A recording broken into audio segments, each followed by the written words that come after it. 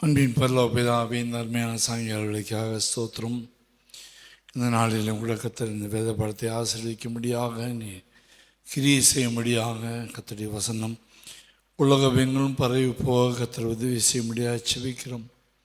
தேசத்தில் எவ்வளோ பேர் கர்த்தராகிய இயேசு கிறிஸ்துவின் அன்பை ருசிக்க முடியாமல் வசனம் இல்லாமல் தவிக்கிற ஜனங்கள் உண்டு.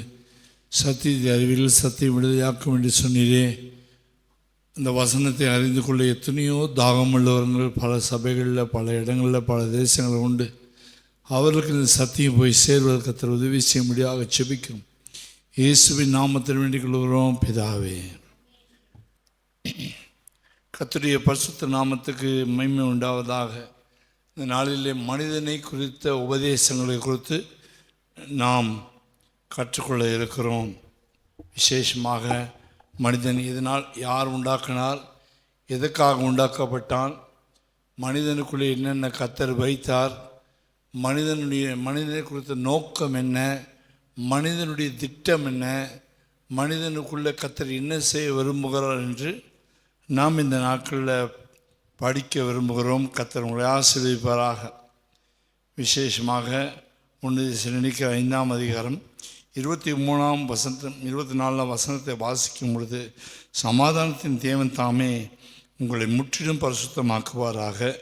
உங்கள் ஆவி, ஆத்மா, சரீரம் முழுவதும் நம்முடைய கர்த்தராகிய இயேசு கிறிஸ்து வரும்போது குற்றமற்றதாக இருக்கும்படி காக்கப்படுவதாக. உங்களை அழைக்கிறவர் உண்மையுள்ளவர், அவர் அப்படியே செய்வார் என்று எழுதப்பட்டிருக்கிறது. கர்த்தருடைய பரிசுத்த நாமத்துக்கு மகிமை உண்டாவதாக. இந்த சமாதானத்தின் தேவன் என்று அவருக்கு பெயர். அவர் நம்மை பரிசுத்தமாக்க விரும்புகிறார். அவர் தான் நம்மை சிருஷ்டித்த தேவன். கர்த்தராகிய இயேசு கிறிஸ்துவை பூமியில் அனுப்பி விழுந்து போன மனுஷனை மீட்டெடுத்து பரிசுத்தாவியை அவனுக்கு கொடுத்து, அவனுக்கு ரட்சிப்பை கொடுத்து, பரிசுத்தாவியை கொடுத்து, அவனை பரிசுத்தமானாக மாற்றி பரலோகத்தில் தம்மோடு உட்கார வைக்க வேண்டும் என்று தான் தேவனுடைய திட்டமாக இருக்கிறது. கர்த்தருடைய பரிசுத்த நாமத்துக்கு மகிமை உண்டாவதாக. இந்த ராத்திரி வேளையிலே கர்த்தர் நம்மோடு பேசுகிற இந்த வசனம் மனிதனை பற்றிதான சத்தியங்களை அறிந்து கொள்வதற்காக. இந்த மனிதனுக்குள்ளே 3 காரியங்கள் இருக்குது என்பதை அங்கே வாசிக்கிறோம். ஆவி, ஆத்மா, சரீரம் என்ற 3 காரியங்கள் அது இருக்கிறது. இந்த 3 காரியங்களும் மனுஷன் விழுந்தபோது ஏகமாய் கெட்டு போயிடுச்சு. ஆவியும் கெட்டு போச்சு, ஆத்மாவும் கெட்டு போச்சு, சரீரமும் கெட்டு போனது. எபிரேயர் 1ஆம் அதிகாரத்தில் வாசிக்கும் பொழுது 1ஆம் வசனத்திலே, பூர்வ காலங்களில் பங்கு பங்காகவும் வகை வகையாகவும் தீர்க்கதரிசிகள் மூலமாக பிதாக்களுக்கு திருவுளம் பற்றின தேவன் இந்த கடைசி நாட்களில் குமாரன் மூலமாக நமக்கு திருவுளம் பற்றினார். இவரை சர்வத்துக்கும் சுதந்திரவாளியாக நியமித்தார். இவர் கொண்டு உலகங்களை உண்டாக்கினார் என்று பார்க்கிறோம். அந்த இயேசு கிறிஸ்துடைய முகத்திலே மகிமையின் பிரகாசம் இருந்தது.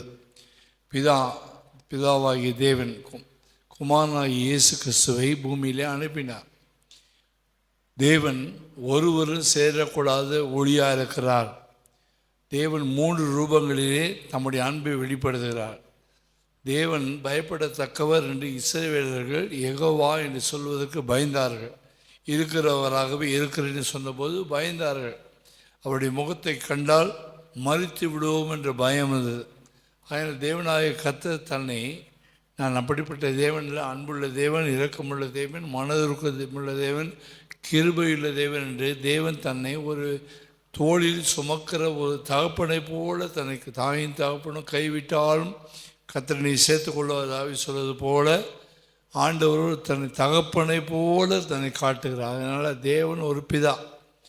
அந்த பிதாவாகிய தேவன் மனுஷன் உண்டாக்கின. இப்போதும் கர்த்தாவே, நீர் எங்கள் பிதா, நாங்கள் களிமண், நீர் குயவன்.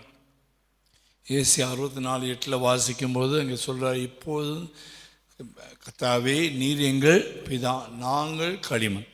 அப்போ பிதா என்று சொல்ல மனிதன் உண்டாக்கின தேவன் அவர் பிதாவாக தன்னை காட்டுகிறார். அவர் பயப்படத்தக்கவர் அல்ல, அவர் இரக்கமுள்ளவர், தயவுள்ளவர். அந்த பிதா தம்முடைய அன்பை வெளிப்படுத்தும்படியாக அவருடைய மடியிலிருந்து செல்ல பேரான குமாரனாய் இயேசு, ஒரே பேரான குமாரனாய் இயேசு கிறிஸ்துவை நமக்காக இந்த பூமியிலே அனுப்பினார்.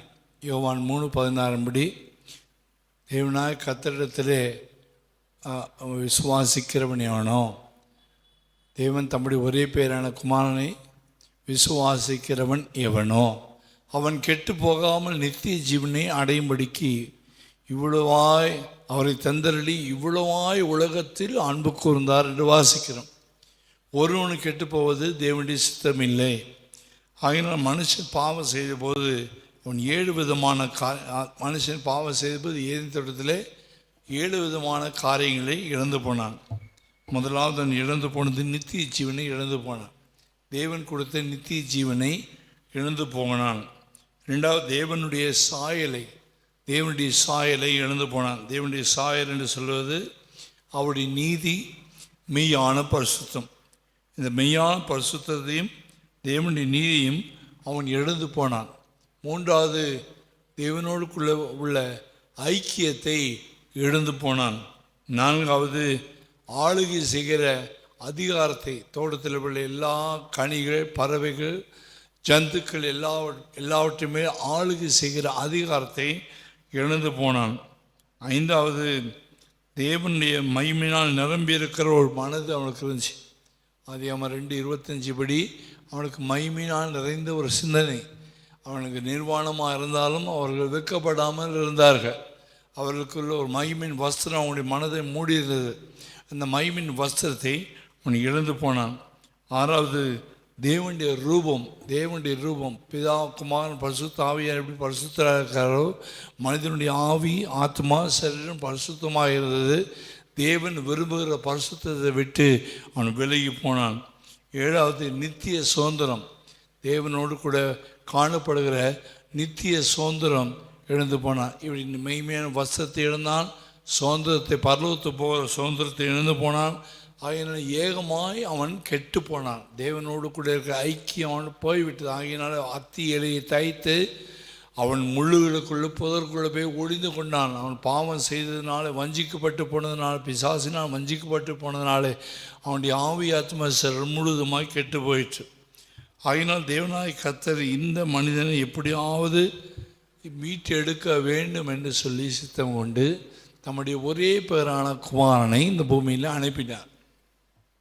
கர்த்தராகிய இயேசு கிறிஸ்து ஏற்ற காலம் வந்தபோது ஒரே பேரான குமாரனாக இயேசுவை இந்த பூமியில் அனுப்பினார். அதுதான் அங்கே பிதாவுடைய அன்பு எங்கே வெளிப்படுதுன்னு சொன்னால் யோவான் 3:16 தான் பிதாவின் அன்பு வெளிப்படுது. தேவன் தம்முடைய ஒரே பேரான குமாரனை விசுவாசிக்கிறவன் எவனோ அவன் நித்திய ஜீவனை அடையும்படிக்கு அவரை தந்தரளி இவ்வளவாய் அன்பு கூர்ந்தார். அதுதான் பிதாவினுடைய அன்பு. பிதா அன்பாக இருக்கிறார். தேவன் பிதா என்று தன்னை பிதா என்றும் தன் அனுப்பினவரை குமாரன் என்றும் அவர் அனுப்பின பரிசுத்த ஆவியை தன்னுடைய ஆவியாக, அன்பின் ஆவியாக அனுப்புகிறார். தேவன் தன்னை திருத்துவ தேவனாக இருந்தும் ஒரே தேவனாக இருந்தாலும் கூட மனிதனுக்காக ஒரு அன்பை வெளிப்படுத்தும்படியாக பிதாவாகவும் குமாரனாகவும் பரிசுத்த ஆவியானவரும் தன்னை வெளிப்படுத்துகிறார். கர்த்தருடைய பரிசுத்த நாமத்துக்கு மகிமை உண்டாவதாக. இப்பொழுது கர்த்தராகிய இயேசு கிறிஸ்துவை விசுவாசித்தால், எவர்கள் கர்த்தராகிய இயேசு கிறிஸ்துவை விசுவாசிக்கிறார்களோ, எவர்கள் அவருடைய நாமத்தை ஏற்றுக்கொள்கிறார்களோ அத்தனை பேரும் தேவனுடைய பிள்ளைகளாகும்படிக்கு அதிகாரம் கொடுத்தார். விழுந்து போன மனுஷனை கர்த்தர் மீட்டெடுக்கும்படிக்கு பல காரியங்களை செய்தார். முதலாவது ஆண்டவர், ராட்சதர்கள் பூமியில் இருந்தார்கள், பாவம் பெருக்கெடுத்து ஓடினது, அக்கிரம சிந்தை உள்ளவர்களாக ஜனங்கள் இருந்தாங்க. மனுஷனை மீட்டெடுக்க வேண்டும் என்று சொல்லி ஒரு நோவாவை கர்த்தர் சந்தித்தார். அவனோடு கூட பேசினார். அவன்கிட்ட ஒரு பேழையை செய்யும்படி சொன்னார். மனம் திரும்பும்படி ஒரு பிரசங்கம் பண்ண சொன்னார். 120 வருஷம் பிரசங்கம் பண்ணினான். ஆனாலும் அவர்கள் கர்த்தர் பக்கமாக திரும்பவில்லை. அக்கிரமத்தை விட்டு திரும்பவும் இல்லை, கர்த்தரை ஏற்றுக்கொள்ளவும் இல்லை. மழையினால் அழிக்க போகிறேன், பூமியை ஜலத்தினால் அழிக்க போகிறேன்னு சொன்னாலும் கூட இறுதிய பிடிவாதத்தினாலும் கடினத்தினாலும் நிறைந்து, அக்கிரம சிந்தினால் நிரம்பி, பாவத்தினால் நிரம்பி, உலகத்தினால் நிரம்பி, பிசாசினால் நிரம்பி, அவர்கள் தேவனுடைய வார்த்தை கேட்காதபடிக்கு நோவாவை பரியாசம் பண்ணி கடைசியில் கர்த்தர் பெரிய வெள்ளத்தினால இந்த பூமியை முற்றிலுமாக அழித்து போட்டார். அப்படி தான் 5 கண்டங்கள் பிரிந்து போனது. கர்த்தருடைய பரிசுத்த நாமத்துக்கு மகிமையுண்டாதாக. 6ஆம் அதிகாரம் 7ஆம் அதிகாரத்தில் ஆண்டவர் நோவாவுடைய காலத்தில் இப்போ இருக்கிற இந்த பூமியை அழித்தார். 5ஆக பிரிஞ்சு போனது. திரும்பவுமாக கர்த்தர் மனிதனை தூக்கி எடுக்க வேண்டும் என்று சொல்லி நோவாவை மட்டும் கர்த்தர் காப்பாற்றி அவனுடைய சந்ததியிலே பிறந்த ஒரு குமாரனாகிய அந்த ஆபிரகாமை கர்த்தர் சந்தித்தார். ஆதியாகமம் 12ஆம் அதிகாரத்தில் கர்த்தர் ஆபிரகாமை அழைத்தார். உன்னை பெரிய ஜாதி ஆக்குவேன், உன்னை ஆசீர்வதிப்பேன், உன்னை பெருமைப்படுத்துவேன், உன்னை ஆசீர்வதிப்பேன் என்று சொல்லி அவனை அழைத்து தன்னை ஒரு மகிமை தேவனாக அவனுக்கு தரிசனமாகி, அவனுக்கு சர்வ வல்லமையுள்ள தேவனாக தரிசனமாகி, அவனை பரதேசியை போல வனாந்திரத்தில் கர்த்தர் அவனை அழைத்து கொண்டு போய் தேவன் தாம் யார் என்று சொல்லி அவனுக்கு வெளிப்படுத்தி அவன் கர்த்தரை விசுவாசிக்கும் போது அது அவனுக்கு நீதியாக எண்ணப்பட்டது என்று வேதம் சொல்லுகிறது. அவன் பலவீனத்தில் பலன் கொண்டான். விசுவாசிக்கிறது ஏதுவில்லாமல் போன போதும் தான் சரீர செத்தவனாக இருந்த போதிலும் அவன் விசுவாசத்தில் வல்லவனானான். தேவன் அவனுக்கு ஒரு சந்ததியை கொடுப்பேன்னு சொன்னார். ஈசாக்கின் மூலமாக உன் சந்ததி விளங்கும் என்று சொன்னார். அதுபோல் வயதான நாட்களில் கர்த்தர் அவனுக்கு ஒரு ஈசாக்கை கர்த்தர் கொடுத்தார். அந்த ஈசாக்கின் மூலமாக தேவன் ஒரு யாக்கோபை கொடுத்தார். இஸ்மவேல் யாக்கோபு இருந்தாங்க. அதில் ஒருவன் கெட்டு போனான், ஒருத்தன் கர்த்தரால் பிரித்தெடுக்கப்பட்டான். ஒருத்தன் கெட்டு போனான், ஒருத்தன் கர்த்தரால் பிரிக்கப்பட்டான். ஆபிரகாமுக்கு 2 பேர் இருந்தாங்க. இஸ்மவேல் கெட்டு போனான், ஈசாக்கு பிரித்தெடுக்கப்பட்டான். அதே போல் ஈசாக்கு 2 பிள்ளைகள் பிறந்தாங்க. யாக்கோபு கர்த்தரால் தொடப்பட்டான், ஈசா கெட்டு போனான். ஒரு பைத்தங்கூடுக்காக தேவனுடைய சேஷ்ட புத்திர பாகத்தை ஆசீர்வாதத்தை அவன் இழந்து போனான்.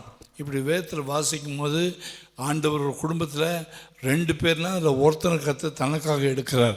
ஒருத்தன் உலகத்துக்கு போயிடுவான், ஒருத்தன் பரியாசக்காரன் ஆகிடுவான், ஒருத்தன் காடு மேடைகளை சுற்றுவான். நம்முடைய வாழ்க்கையில் கூட 2 பேராக இருந்தாலும் கூட அதில் ஒருத்தர் தான் உண்மையாக இருப்பாங்க. எல்லாரும் உண்மையாக இருக்க மாட்டாங்க. கர்த்தரை யார் தெரிந்து கொள்கிறார்களோ கர்த்தர் அவர்களை நேசித்து அவர்களை பரிசுத்தப்படுத்துகிறார். ஆகினால் தான் 1 யோவான் 3ஆம் அதிகாரம் 2ஆம் வசனத்தில் அவரை ஏற்றுக்கொண்டு அத்தனை பேர் தேவனுடைய பிள்ளைகள் ஆகும்படி அதிகாரம் கொடுத்தார். யோவான் 1:12 வாசித்தாலும் அவருடைய பிள்ளைகளாக இருக்கிற நாம் என்ன செய்யணும்? நாம் இப்போ தேவனுடைய பிள்ளைகளாக இருக்கிறோம். 1 யோவான் 3ஆம் அதிகாரம் 2ஆம் வசனம் வாசிக்கும் போது இப்போது நாம் தேவனுடைய பிள்ளைகளாக இருக்கிறோம், ஆனால் இனி எவ்விதமாக இருப்போம் என்று நமக்கு தெரியாது, நாம் அறியோம். ஆனால் அவர் வெளிப்படும் போது அவர் இருக்கிற வண்ணமாகவே அவரை தரிசிப்பதினாலே அவருக்கு ஒப்பாக இருப்போம் என்று நாம் மறந்திருக்கிறோம். இந்த நம்பிக்கை உடையவன் எவனும் அவர் பரிசுத்தமாக முள்ளுவராக இருக்கிறது போல தன்னையும் பரிசுத்தமாக்கி கொள்ளுகிறான். ஆகினால்தான் நம்ம என்ன பிரசங்கம் பண்ணுகிறோம்னு சொன்னால், கொலோசியர் 1ஆம் அதிகாரம் 28ஆம் வசனத்தின்படி எந்த மனுஷனையும் கிறிஸ்து இயேசுக்குள் தெரியும் நான் நிறுத்தும்படிக்கு அவரையே நாங்கள் உபதேசம் பண்ணுகிறோம் என்று வேதத்தில் வாசிக்கிறோம். கொலோசியர் 1ஆம் அதிகாரம் 28ஆம் வசனத்தில் வாசிக்கும்போது 28 எந்த மனுஷன் கிறிஸ்து இயேசுக்குள் தெரியணும்னா நிறுத்தும்படிக்கு அவரையே நாங்கள் அறிவித்து இந்த மனுஷனுக்கு புத்தி சொல்லி இந்த மனுஷனுக்கு எல்லா ஞானத்தோடும் உபதேசம் பண்ணுகிறோம். அதனால்தான் அதற்காக நான் எனக்குள்ளே வல்லமையாக கிரியை நடப்பிக்கிற அவருடைய பலத்தின்படி போராடி பிரயாசப்படுகிறேன். இந்த சபையில் கூட 26 வருஷம் போராடி நான் பிரயாசப்பட்டிருக்கிறேன். எனக்குள்ள கிரியை செய்கிற அவருடைய வல்லமின்படி இந்த காரியம் நடக்கணும். எந்த காரியம் நடக்கணும்னா, இந்த மனுஷன் கிறிஸ்து இயேசுக்குள் தெரியணுனாக நிறுத்தப்பட வேண்டும். ஆகினால் அவரை அறிவிக்கிறோம், ஆகினால் அவரை மனுஷனுக்கு புத்தி சொல்லுகிறோம், ஆகினால் எந்த மனுஷனுக்கு ஞானத்தோடு உபதேசம் பண்ணுகிறோம், ஆகினால் தான் நாங்கள் பிரயாசப்படுகிறோம். எங்களுடைய ஒரே வாஞ்சி கர்த்தராகிய இயேசு கிறிஸ்து ஒப்பாக ஒவ்வொரு மனுஷன் இந்த சத்தியத்தை கேட்டு மாற வேண்டும். ஆகினால இந்த சத்தியத்தை உலகத்தில் எங்கே கேட்டுக்கொண்டிருந்தாலும் நான் உங்களுக்கு சொல்லுகிறேன், கர்த்தராகிய இயேசு கிறிஸ்துவை உபதேசம் பண்ணுகிறோம். தேறினாக நிறுத்தும்படிக்கு அவரை நாங்கள் அறிவிக்கிறோம். எந்த மனுஷனுக்கு புத்தி சொல்லுகிறோம், எந்த மனுஷனுக்கு என்ன ஞானத்தோடும் உபதேசம் பண்ணுகிறோம். அதற்காக நான் எனக்குள்ளே வல்லமையாய் கிரியை நடப்பிக்கிற அவருடைய பலத்தின்படி போராடி பிரயாசப்படுகிறேன் என்று பவுல் சொல்லுகிறார். அந்த பவுலோடு நானும் இணைந்துதான் இந்த காரியத்தை செய்கிறேன். கர்த்தருடைய ஆசீர்வதிப்பாராக. ஆகினால் தேவனாய் கர்த்தர் அவர் பரிசுத்தமுள்ளவராக இருக்கிறது போல நாம் பரிசுத்தமாய் மாற வேண்டும் என்று சொல்லிதான் இந்த காரியங்களை நம்ம கற்றுக் கொடுக்கிறான். மனுஷன் தேவனுடைய சாயலாக உண்டாக்கப்பட்டாலும் ரூபத்தின்படி உண்டாக்கப்பட்டாலும் தேவனுடைய பரிபூர்ணத்தை பெற்றுக்கொள்ளவில்லை.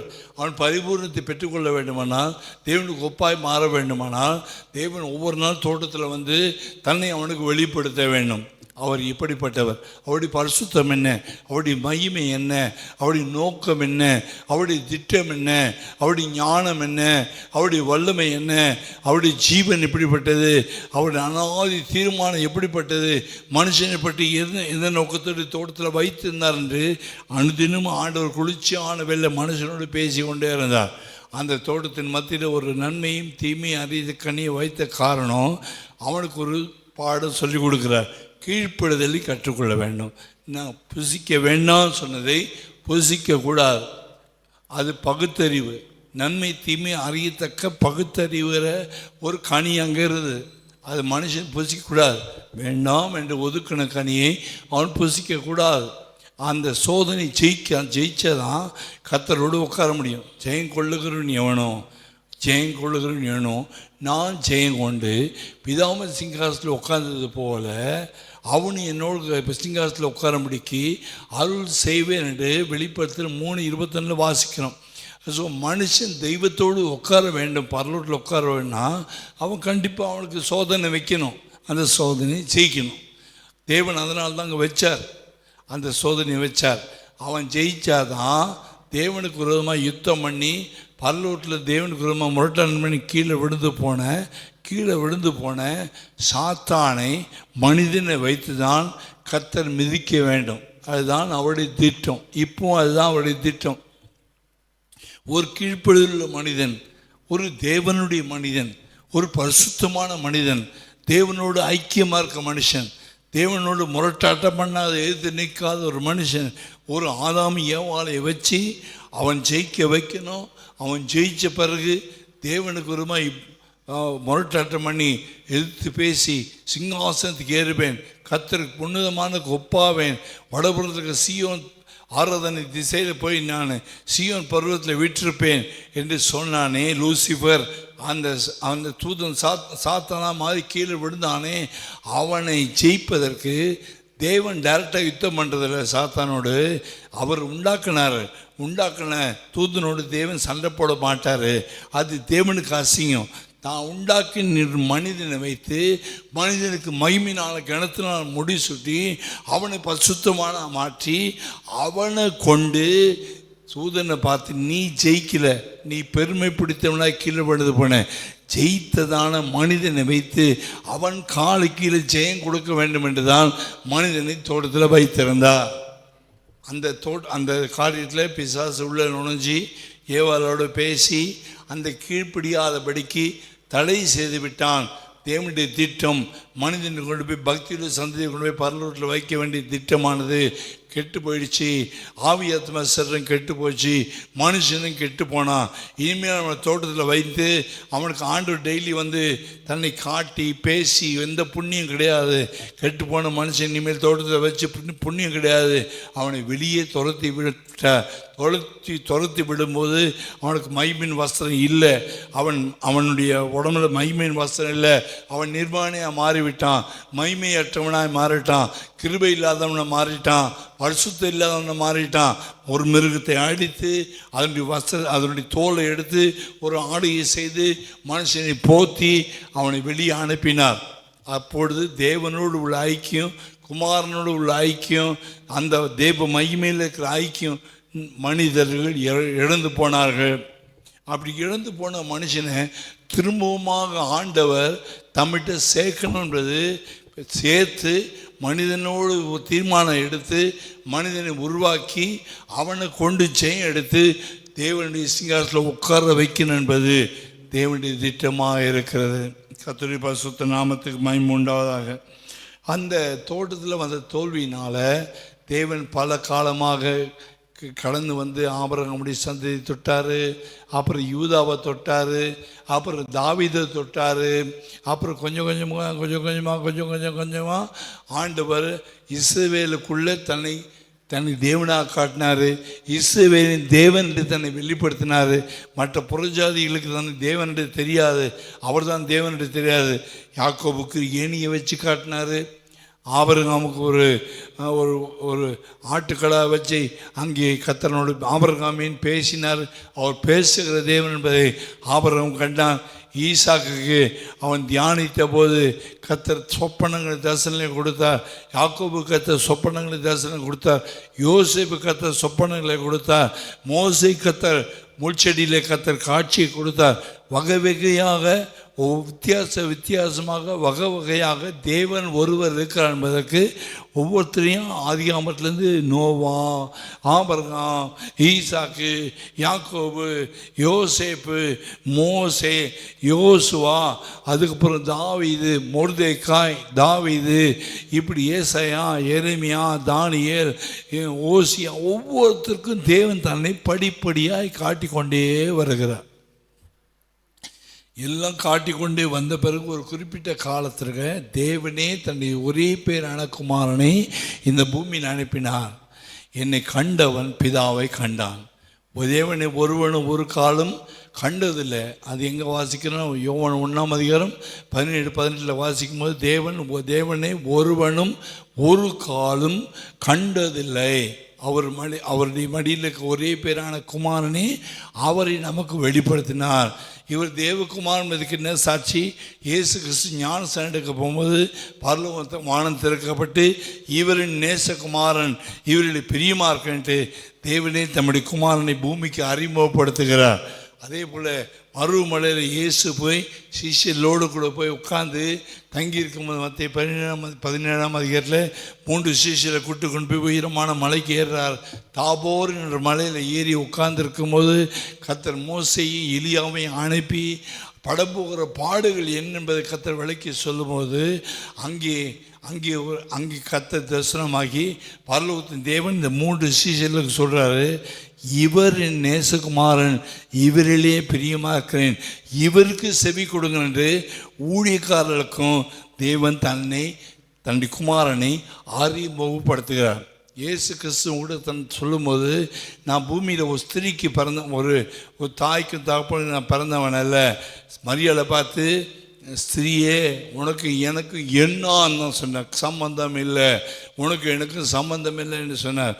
ஸ்திரீனால் பிறந்த ஒரு மனுஷனுக்கு ஜெயத்தை கொடுக்க முடியாது. ஸ்ரீனால் பிறந்திருப்பானால் ஆதாமின் ரத்தம் அவனுக்கு உள்ளே மிக்ஸ் ஆகிடும். பாவம் நிறைந்த ரத்தம் இருக்கும். ஆதாமின் ரத்தத்தில் பாவம் இருக்குது. என் தாய் என்னை பாவத்தில் கற்பம் தெரித்தாள், துர்க்குணத்தில் உருவானேன். சங்கீதம் 51:5 வாசிக்கும் போது, என் தாய் என்னை பாவத்தில் கற்பம் தெரித்தாள், துர்க்குணத்தில் உருவானேன் என்று சொல்லப்பட்டிருக்கு. ஆகிய துர்க்குணத்தில் உருவான ஒருத்தன் இன்னொருத்தனுடைய பாவத்துக்காக ஜாமீன் நிற்க முடியாது. ஒரு திருடனுக்காக பலி செலுத்த முடியாது.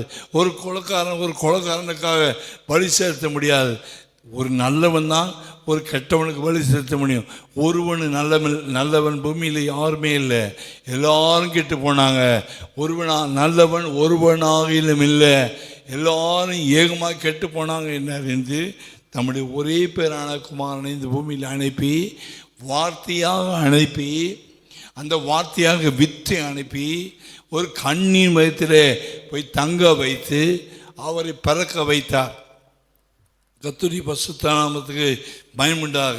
விழுந்து போன ஒரு மனுஷனை தூக்கி எடுக்கும்படிக்கு தேவனே பயங்கர வல்லமையில் மகிமையில் வானம் கொள்ளாத தேவனே சின்ன உருவமாக மாறி, சின்ன வித்தாக மாறி, தன்னை நொறுக்கி தன்னை சிறுமைப்படுத்தி ஒரு சின்ன கண்ணின் கற்பத்தில் போய் தங்கி மரியாதை சாப்பிட்டு இட்லி தோசையில் அவள் வளரலை.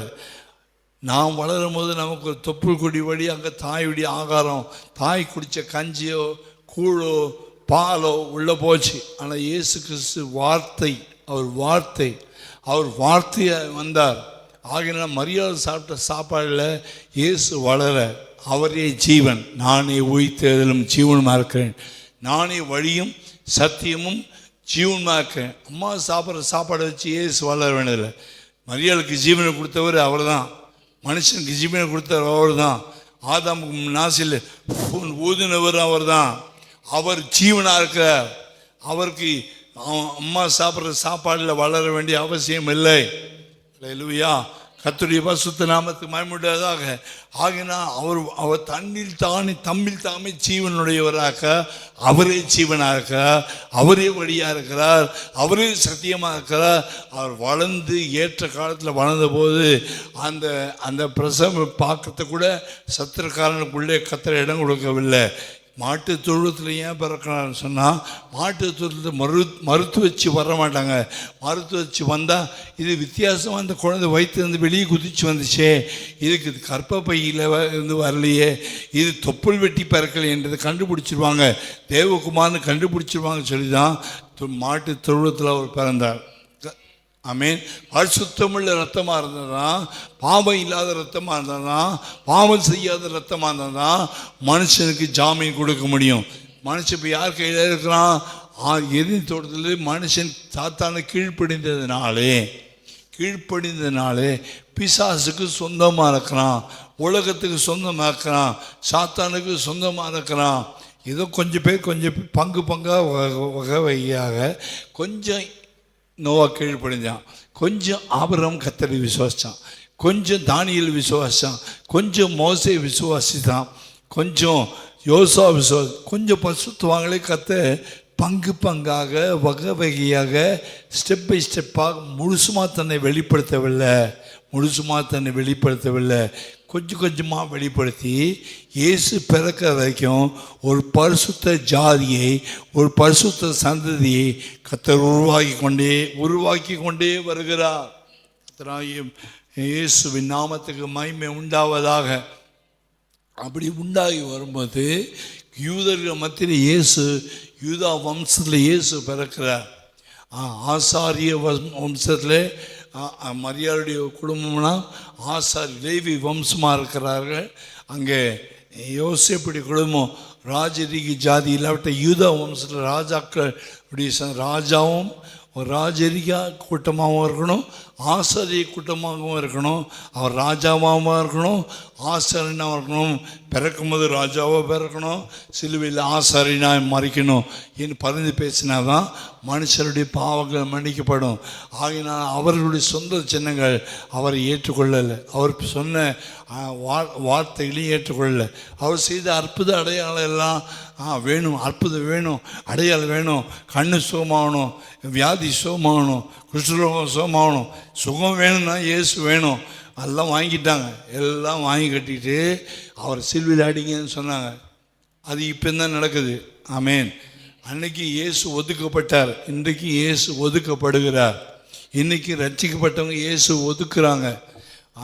தனக்கு சுகம் வேணும்னா, ஆசீர்வாதம் வேணும் ஓடி வருவாங்க, அவங்களுக்கு அற்புத அடையாளம் நடக்கணும்னா ஓடி வருவாங்க, பிசாசு போகணுன்னா ஓடி வருவாங்க, குழந்தை பிறக்கணும்னு ஓடி வருவாங்க.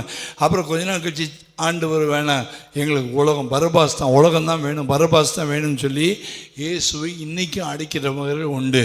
கர்த்தருடைய பரிசுத்த நாமத்துக்கு மகிமை உண்டாவதாக. ஆனால் கர்த்தர் மனிதன் மேல் நோக்கம் உடையவராக இருக்கிறார், அது பிசாசுக்கும் தெரியும். கர்த்தருடைய பரிசுத்த நாமத்துக்கு மகிமை உண்டாவதாக. அப்போ இந்த தேவனோடு உள்ளதான ஐக்கியம் உறவு கட்டாயிடுச்சு.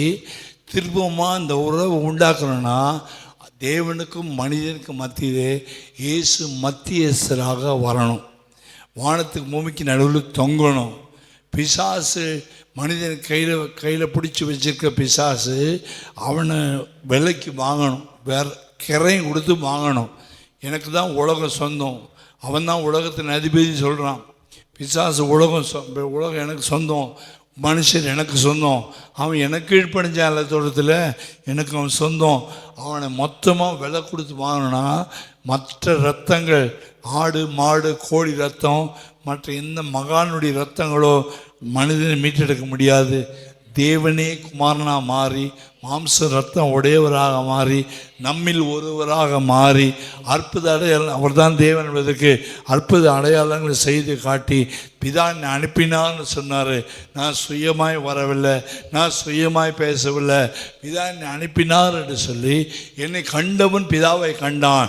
எனக்கு பரலூரில் பிதா இருக்கிறார், பரமண்டலத்துக்கு என் பிதாவே, முன்னினாம வருஷத்தைப்படுவதாக, முனிராஜ்யம் வருவதாக, முடி சித்தம் பரமண்டலம் செய்யப்படுவது பூமியிலே செய்யப்படுவதாக என்று சொல்லி பரலோகத்தில் இருக்க பிதாவை உயர்த்தின ஒரே ஒருவர் யாருன்னா கர்த்தராகிய இயேசு கிறிஸ்து.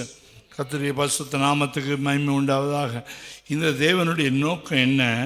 மனிதனுக்கு அவரை வெளிப்படுத்தணும், பிதாவை வெளிப்படுத்தணும். பிதா அன்புள்ளவர் என்று காட்ட வேண்டும். அந்த பிதாவின் அன்பை தன்னுடைய சரீரத்தின் மூலமாக இரத்த சிந்தி அந்த அன்பை வெளிப்படுத்தணும்.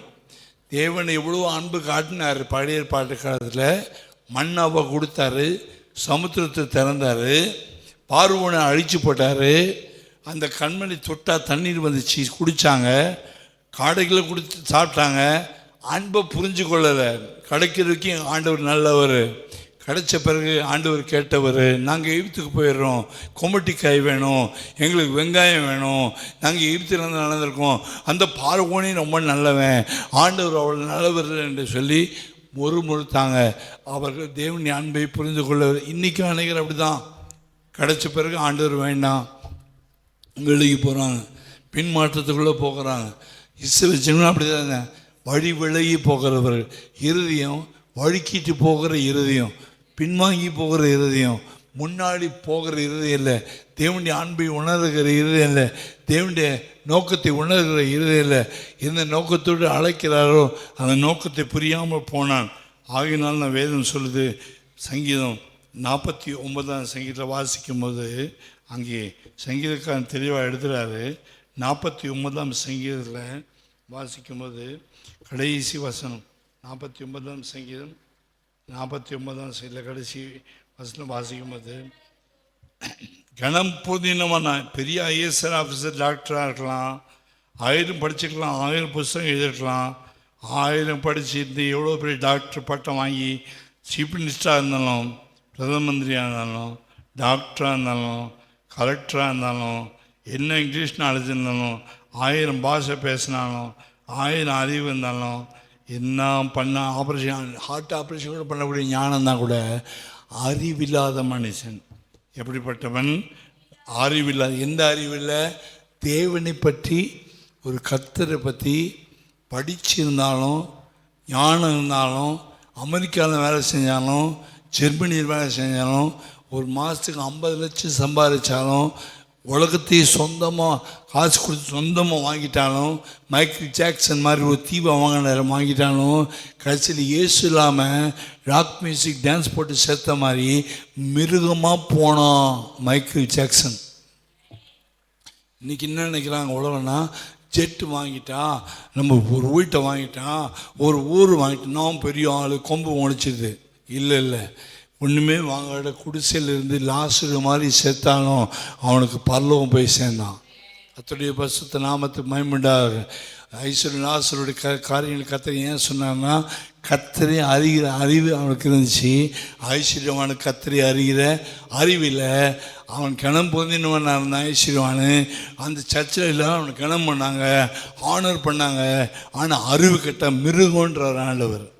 நம்ம எத்தனை பேர் அப்படி நாம் சர்ச்சில் வந்து கூட்டத்தில் வந்து பங்கு எடுத்து ஆசீர்வாதத்தை பெற்றுக்கொள்ளுங்க, கர்த்தருடைய பிள்ளையாக மாறுங்க. ஆனால் நாங்கள் மிருகமாக தான் இருப்போன்ட்டு கொஞ்சம் மிருகங்கள் இருக்கிறாங்க. எல்லா இடத்துலையும் உண்டு, எல்லா சபைகளையும் உண்டு. விசுவாசிகளாக இருக்கிறவங்க கர்த்தரோடு கூட நடப்பாங்க, அவங்க கீழ்ப்படிவாங்க, வசனத்தை ஏற்றுக்கொள்வாங்க, தன்னை தாழ்த்துவாங்க, தன்னை ஒப்பு கொடுப்பாங்க. தேவ சாயலாக மாறணும், தேவ ரூபத்தை அடையணும், தேவ மகிமையை அடையணும். ஆகையினால அந்த ஒளியை எப்போ கர்த்தர் வெளிப்படுத்தணும்னா, இந்த மிருகம் மாதிரி மாறின மனுஷனுக்கு அவருடைய ஒளி நமக்கு காட்டணும். எப்படி காட்டினார்? உலகத்தை வந்து எந்த மனுஷன் பிரகாசிக்கிற ஒளியே அந்த மெய்யான ஒளி. யோவான் 1ஆம் அதிகாரத்தில் வாசிக்கிறோம். அதே ஒரு 2 கொரிந்தியர் 4ஆம் அதிகாரம் 4ஆம் வசனத்தில் வாசிக்கும் போது அங்கே என்ன சொல்ல பாருங்க, அந்த கிறிஸ்துவின் மகிமையான ஒளி, கிறிஸ்துவின் மகிமையான ஒளி. தேவனுடைய சாயலாக இருக்கிற 4ஆம் அதிகாரம் 4ஆம் வசனம் 2 Corinthians 4:4. தேவனுடைய சாயலாக இருக்கிற தேவனுடைய சாயல். யார் தேவனுடைய சாயல்? கிறிஸ்து. பூமியில் வந்தவர் யாரு? என்னை கண்டவன் பிதாவை கண்டான். தேவனுடைய சாயல் யாரு? கிறிஸ்து. கிறிஸ்துவின் மகிமையான சுவிசேஷத்தின் ஒளி. கிறிஸ்துவின் மகிமையான சுவிசேஷம். மகிமையான சுவிசேஷம் என்ன? ரட்சிக்கப்பட்டது விடுதலையின் சுவிசேஷம். ஆனால் ரட்சிக்கப்பட்டு ஞானஸ்நானத்து அபிஷேகப்பட்டு வேறுபாட்டின் ஜீவியை செய்து, அதுக்கு பிறகு விசுவாச ஜீவி செய்து, பரிசுத்த ஜீவி செய்து, ஜெயமுள்ள ஜீவி செய்து, இயேசு கோப்பாக ஆவியாத்ம பூர்ண பரிசுத்தமாக்கும் போது அந்த சுவிசேஷம், அதுக்கு என்ன பேர்னா விடுதலை சுவிசேஷம் இல்லை, மகிமையின் சுவிசேஷம். இந்த பைபிள் விஷயம்லாம் கொடுக்குற பிரசங்கம் விடுதலையின் பிரசங்கம் இல்லை, கட்டு உடைக்கிற உபதேசம் கிடையாது. பேய் ஓட்டுறதோ சூனியம் உடைக்கிறது இந்த உபதேசம் இல்லை. பேய் உடைச்ச பிறகு, பேய் ஓட்டின பிறகு, சூனியத்தை உடைச்ச பிறகு, மந்திரக்கட்டை உடைச்ச பிறகு, ரட்சிக்கப்பட்ட பிறகு, ஞானசாரம் எடுத்த பிறகு, பரிசுத்தம் பெற்ற பிறகு, விசுவாச ஜீவித்தை கற்றுக்கொண்டு, வேறுபாட்டு ஜீவித்தை கற்றுக்கொண்டு, அதுக்கப்புறம் பரிசுத்த ஜீவி செய்து ஜெயிக்கிறவனுக்கு தான் அந்த மகிமையான ஒளி கிடைக்கும். இந்த ஏன் பைபிள் ஸ்டடி நடத்துகிறோன்னா அந்த மகிமையான ஒளி உனக்கு கிடைக்கணும். மிருகமாக மாறி போனல, கத்தரை திரும்ப போனல, கத்தரை தேடாமல் போனல, மிருகத்தனமாக ஊர் சுற்றல, மிருகத்தனமான உன்னை கிறிஸ்துவின் மகிமையான ஒளி உன்னை சந்தித்தாதான் அந்த இயேசு கிறிஸ்து வெளிப்படும் போது நீ அவரோடு ஏற்றுக்கொள்ளப்பட முடியும். ஆகிய நோக்கம் இல்லாமல் இந்த வேத பாடத்தை நாங்கள் பேசவில்லை. இது மனிதனை பற்றி தானே உபதேசம். மகிமையான ஒளி அவிசுவாசிகளாகிய அவர்களுக்கு பிரகாசமாயிரு. அவிசுவாசியாக இருக்கிறவங்களுக்கு இந்த மாதிரி சுவிசேஷி கேட்க வரமாட்டாங்க. ஏன்னா அவங்க அவங்க அற்புதத்தை விசுவாசித்தாங்க, அடையாளத்தை விசுவாசித்தாங்க, மற்ற பேய் ஓட்டுறதெல்லாம் விசுவாசித்தாங்க. அதுக்கு இயேசு எங்களுக்கு போதும். ஆனால் மகிமையான சுவிசேஷம் எங்களுக்கு வேண்டாம், பரலோகத்து போகிற சுவிசேஷம் எங்களுக்கு வேணாம், இப்படிப்பட்ட பைபிள் எங்களுக்கு வேணாம், இப்படிப்பட்ட சத்தியம் எங்களுக்கு வேணாம், உபதேசம் எங்களுக்கு வேணாம். விடுதலை கிடைச்சா போதும், உபதேசம் வேணுமானால் இதுதான் உண்மையான மகிமையான சுவிசேஷத்தின் ஒளி. அது யாருடைய முகத்தில் இருந்துச்சு? கிறிஸ்துவின் முகத்தில் இருந்துச்சு. அந்த ஒளி கிறிஸ்துவின் முகத்தில் எப்படி வந்துச்சு? அது ஒன்றான மெய் தேவனாகிய பிதாவுடைய ஒளி குமாரன் இயேசு கிறிஸ்துக்குள்ளே இருந்தது. அது இந்த சத்தியத்தை விசுவாசிக்காதவர்களுக்கு இந்த உபதேசம் பிடிக்காது. அவிசுவாசிகள் என்று பெயர். விசுவாசிகள்லாம் ரட்சிக்கப்படுறது வரைக்கும் விசுவாசிகள். ஆனால் மகிமையை அடைவதற்கு, தேவ சாயல மாறுவதற்கு, தேவனை போல பரிசுத்தமாவதற்கு இது போல சத்தியங்கள் அவருக்கு இஷ்டமாக இருக்காது. அது வரைக்கும் நீ இயேசு எடுத்துக்கிட்டியா, ஞானம் எடுத்துக்கிட்டியா, ஏதோ சர்ச்சுக்கு நீ போனியா, ஏதோ வந்தியா, நீ விசுவாசிப்பா, நீ பல்லம் போயிடுவான்னு பிசாசு ஏமாற்றுவான். இல்லை, வளர்ச்சி இனிமேல் தான் வளர்ச்சி. ரட்சிக்கப்பட்ட பிறகு, ஞானசானத்த பிறகு, அவசியம் பெற்ற பிறகு அதுக்கப்புறம் தான் மகிமை உண்டாகும். இவளை அவர் முன்குறித்தாரோ அவர்களை கர்த்தர் அழைத்தும் இருக்கிறார். எவளை அழைத்தாரோ அவளை தெரிந்து கொண்டும் இருக்கிறார். எவளை தெரிந்து கொண்டாரோ அவளை நீதிமானாக்கினார். எவளை நீதிமானாக்கினாரோ அவளை மகிமைப்படுத்தியிருக்கிறார். அது ரோமர் 8ஆம் அதிகாரத்தில் வாசிக்கிறோம். அவள் முதல்ல மூக்குறிக்கணும், அதுக்கப்புறம் அடைக்கணும், அப்புறம் தெரிந்து கொள்ளணும், அதுக்கப்புறம் நீதிமான் ஆகணும், அதுக்கப்புறம் மகிமை விடணும். மகிமை ஆகணும்னா எல்லா கூட்டத்திலையும் வரணும், எல்லா ஜெபத்திலும் உட்காரணும். கர்த்தருடைய முகத்தில் இருக்க மகிமையுடைய ஒளியை பார்த்துக்கிட்டே இருக்கணும், எஜமானுடைய முகத்தை பார்த்துக்கிட்டே இருக்கணும். அந்த ஒளி நம்ம பிரகாசிக்கணும். மோசேயுடைய முகம் என்னாச்சு? மேலே மலைக்கு மேலே கீழே இறங்கி வரும்போது, 40 நாள் மேலே போய் கீழே இறங்கி வரும்போது அவனுடைய முகம் பிரகாசமாக இருந்துச்சு. ஜனங்க அவனுடைய முகத்தை பார்க்க முடியல. நாம் கர்த்தருடைய மகிமையான ஒளியை பெற்றாதான் கர்த்தரோட மேலே போய் உட்கார முடியும். சும்மா சண்டே மார்னிங் மட்டும் வந்துட்டு போகிறதுனால போய் உட்கார முடியாது. ஆகினால்தான் இப்படிப்பட்ட கூட்டங்களில் இந்த சத்தியத்தை நாங்கள் பேசுகிறோம். ஞாயிற்றுக்கிழமை காலையில் பேசுவது புதிய ஆத்மாக்களும் வருவாங்க, பழைய ஆத்மாக்களும் வருவாங்க. அது மிக்சட் குரூப்பு. இது அழைக்கப்பட்ட குரூப், அது இது தெரிந்து கொள்ளப்பட்ட குரூப். தெரிந்து கொள்ளப்பட்ட பிறகு நீதிமானாக்கப்படணும். நீதிமானாக்கப்பட்ட பிறகு மகிமையுள்ள மாறணும். எல்லாரும் சிங்காசனத்துக்கு போக முடியாது. ஜெயம் கொண்டவனுக்கு தான் சிங்காசனம்.